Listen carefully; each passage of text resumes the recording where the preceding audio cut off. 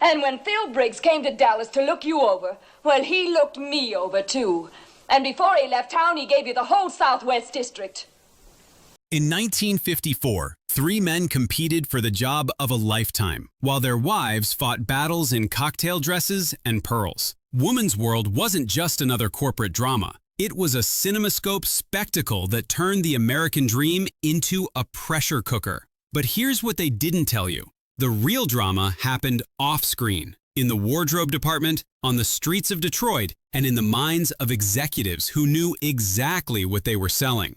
These aren't your typical movie facts. These are the secrets that made Woman's World a snapshot of 1950s America you've never seen before. Number 1, the movie born from a magazine story. Woman's World didn't start as a Hollywood pitch. It began life as a short story called May the Best Wife Win, tucked inside the pages of McCall's magazine in 1950. The original piece was a simple exploration of marriage dynamics, the kind of light-reading housewives might enjoy over morning coffee. But 20th Century Fox saw something bigger, a chance to explore the hidden power games of corporate America through the lens of three marriages. They bought the rights and transformed a magazine story into a full-blown Technicolor investigation of who really holds power when the boardroom doors close. And wait till you hear how much they spent making it happen. Number 2, a $2 million gamble in Technicolor. In 1954, $2 million was serious money. We're talking about one of 20th Century Fox's most expensive productions that year, with a final budget hitting exactly $2,010,000. But here's what makes it wild. This wasn't spent on battle sequences or epic adventures. This was marriage drama. 3 couples, 1 promotion, and corporate politics. Fox was betting big that audiences would pay to watch executives and their wives navigate dinner parties and office politics in glorious Technicolor. The studio knew the risk. Movies about war and adventure were safe bets, but a film dissecting marriage and ambition in the business world, that was uncharted territory, and they shot it all in the most expensive format available. Number 3, Ford's dream cars took the spotlight. If you watch Woman's World closely, you'll notice something unusual. Those aren't just any cars cruising through the scenes. Ford Motor Company provided actual concept vehicles, the futuristic Ford X100 and Lincoln XL500, prototypes that represented tomorrow's automotive dreams. These weren't production models. They were rolling sculptures, designs meant to blow minds at auto shows. Ford essentially used Hollywood as a showroom, embedding their wildest ideas directly into the movie's DNA. Every frame featuring these cars was free advertising to millions of moviegoers. It was product placement before product placement had a name, and it worked beautifully. But the Ford connection goes even deeper than you'd think. Number 4, a director obsessed with corporate drama. Jean Negulesco wasn't interested in making just another romance. The Romanian-born director wanted to expose something darker, the brutal power games hiding behind corporate America's polished veneer. He envisioned Woman's World as an elegant dissection of how ambition destroys authenticity, how companies evaluate not just employees but their entire families. Think Mad Men's ruthless office politics meets Desperate Housewives' domestic tension, except this was 1954, decades before either show existed. Negulesco crafted every scene to whisper an uncomfortable truth. Success in America meant performing perfection, and everyone was watching, judging, calculating your worth. Meanwhile, the plot itself had a twist that would make modern viewers uncomfortable. Number 5, the wives were the real test, not the husbands. Here's the setup that drives everything. 3 executives get summoned to New York, told they're competing for a major promotion. They prepare presentations, sharpen their business skills, rehearse their pitches. But the company president has a secret evaluation method. He's not just judging the men. He's studying their wives, how they handle social pressure, whether they fit the corporate image, if they'll be assets or liabilities at company functions. The husbands think they're in control of their destinies, but the women are unknowingly auditioning for a role they never applied for. It's a setup that reveals how 1950s corporate culture treated marriage as a business merger and wives as supporting personnel. No wonder one major star almost walked away from the project. Number 6, Lauren Bacall nearly refused the role. Lauren Bacall, Hollywood royalty and one of the toughest women in film, read the Woman's World script and reportedly found it too polite. She wasn't interested in playing another decorative wife, smiling through dinner parties and corporate games. Bacall had built her career on sharp, dangerous characters who could match any man on screen. This felt like a step backward. But then she learned Fred MacMurray was cast as her husband, and everything changed. She admired MacMurray's work, respected his craft, and saw potential for real chemistry. So she signed on, bringing an edge to the role that the script maybe didn't originally deserve. And the way they filmed it made everything look even more artificial than it was. Number 7. CinemaScope made it look like a luxury ad. Woman's World was shot in CinemaScope and Technicolor, the absolute peak of 1950s visual technology. Every frame is wide, saturated, impossibly glamorous. The movie looks less like a drama and more like a glossy magazine spread come to life. Luxurious hotel suites, elegant restaurants, perfectly composed shots of couples in designer clothes against stunning backgrounds. This wasn't an accident. Director Negulesco and cinematographer Joe McDonald deliberately made the film feel like watching a luxury advertisement, turning corporate aspiration into something visually intoxicating. The message was clear: this is what success looks like, and it's beautiful. But beneath the polished surface, every detail was loaded with meaning. Number 8. 3 couples, 3 vehicles, plane, train, and car. Watch how each couple arrives in New York. It's not random. The first couple flies in by airplane. Fast, modern, ambitious. The second takes the train. Reliable, traditional, balanced. The third drives their own car. Independent, simple, grounded. Each mode of transportation is a shorthand character sketch, telling audiences immediately who these people are and what they value. The plane couple is climbing fast, chasing status. The train couple respects tradition but moves forward steadily. The car couple does things their own way, unimpressed by flash. It's visual storytelling at its most efficient, and it was all part of a massive promotional strategy. Number 9. The wardrobe budget rivaled a fashion show. Woman's World was a masterclass in luxury costuming, and the studio spared no expense. The 3 leading ladies wore custom-designed gowns and tailored ensembles that would make modern red carpets look modest. Lauren Bacall's wardrobe alone featured elegant cocktail dresses, fur-trimmed coats, and perfectly tailored day suits that screamed sophistication. June Allison's character may have been awkward, but her clothes were flawless. Demure pastels and pearls that embodied 1950s feminine ideal. Arlene Dahl wore bold colors and dramatic silhouettes that matched her character's confidence. Every outfit was designed to communicate status, personality, and aspiration. The men weren't forgotten either. Impeccably tailored 3-piece suits, crisp shirts, silk ties. This wasn't just wardrobe. It was a fashion statement about corporate success.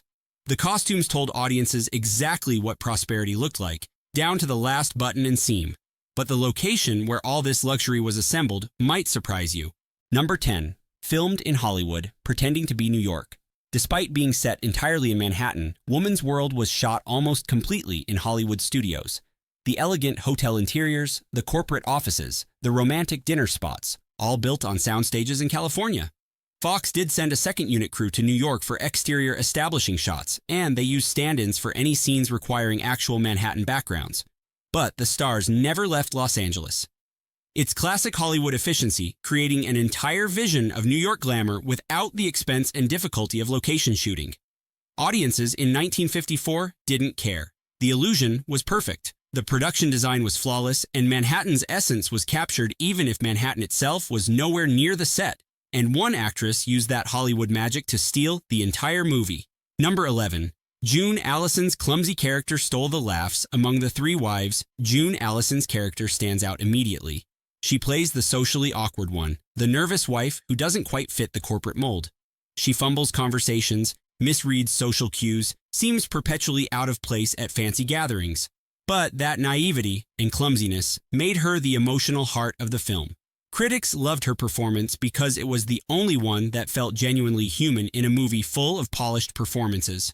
While everyone else played sophistication and ambition, Allison played vulnerability and honesty. She got the biggest laughs and, ironically, the most respect from reviewers who found her character refreshingly real.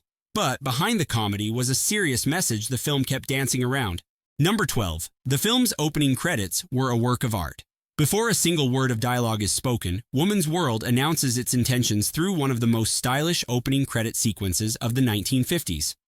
Set against a backdrop of abstract geometric designs that evoke both corporate architecture and feminine fashion, the credits use bold typography and sophisticated color blocking that screams mid-century modern elegance.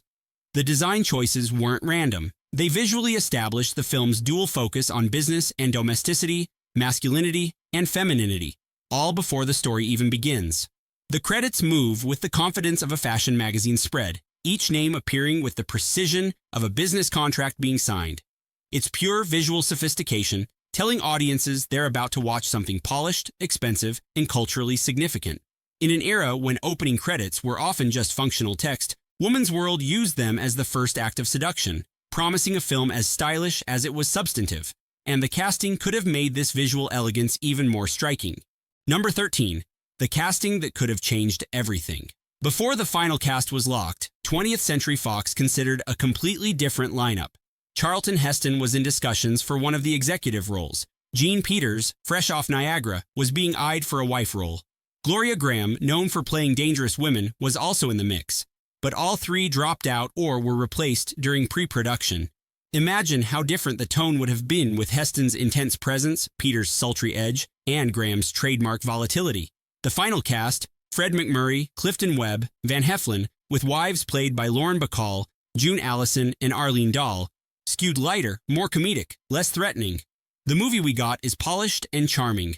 The movie with that original cast might have been something darker and more dangerous, but either version would have captured the same cultural anxiety. Number 14.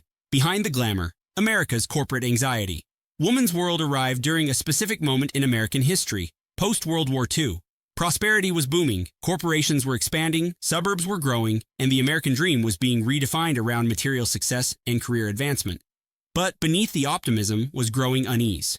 Were American men sacrificing family happiness for corporate advancement? Were wives becoming accessories to their husbands' careers instead of partners? The film tapped into these anxieties without offering easy answers. It showed the cost of ambition, the performance required to succeed, and the question everybody was asking privately: is this success actually making us happy? The movie didn't solve the tension. It just put it on screen in Technicolor, wrapped in elegance and Ford advertisements. And that dual purpose wasn't accidental. Number 15. A hidden propaganda piece for post-war capitalism. Look past the plot and Woman's World functions as soft propaganda.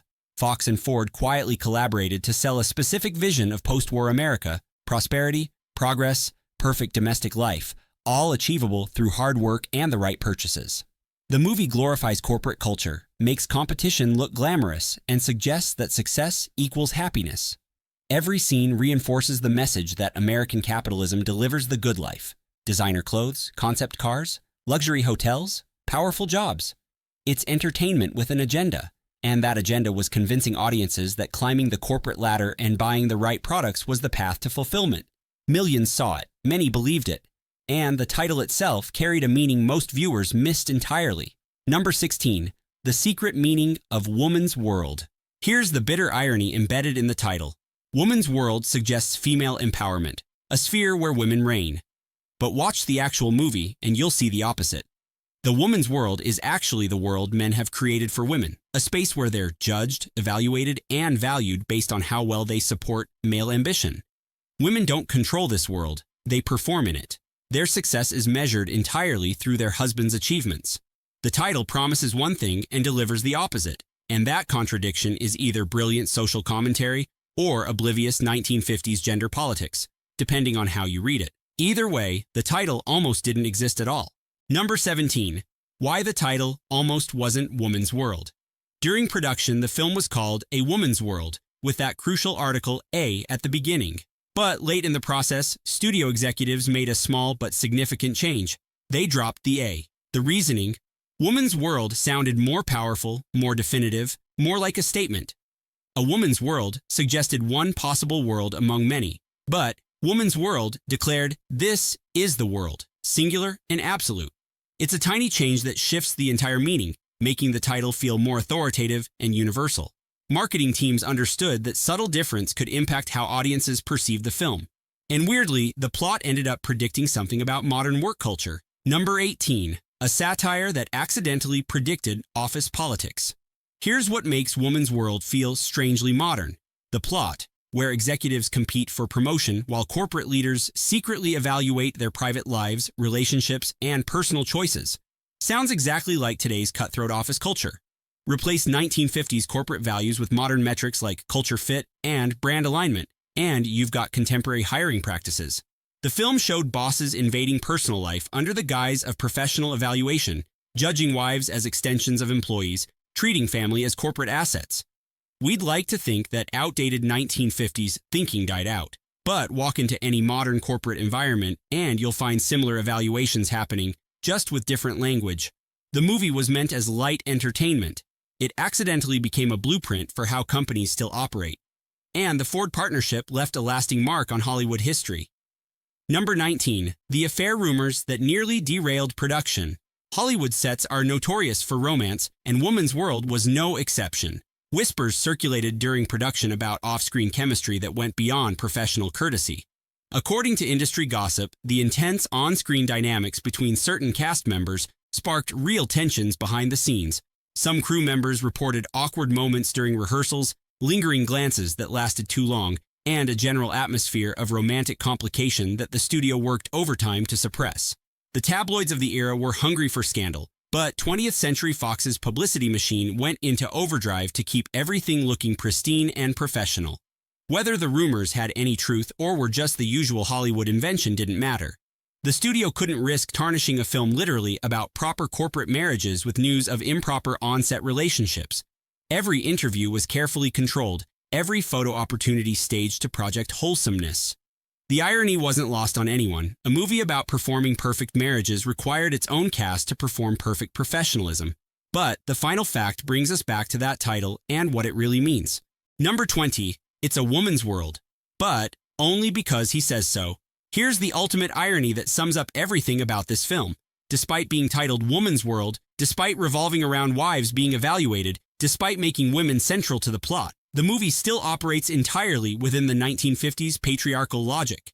Women matter only in relation to men's ambitions. Their worth is measured by how well they perform corporate wifehood.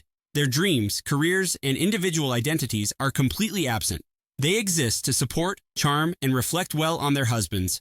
So yes, it's technically a woman's world, but only the world men designed for them, where they're granted just enough importance to be judged, never enough power to judge themselves. The film exposes this dynamic but never challenges it, making Woman's World a perfect time capsule of 1950s gender politics, wrapped in gorgeous Technicolor and Ford automobiles. Woman's World sold glamour while exposing the brutal game beneath it, where wives auditioned for roles they never applied for, all wrapped in cinemascope perfection and corporate propaganda. If you love diving into the weird world of 1950s corporate cinema, hit that like button and subscribe for more forgotten film facts. Which fact surprised you most? Drop it in the comments. Thanks for watching.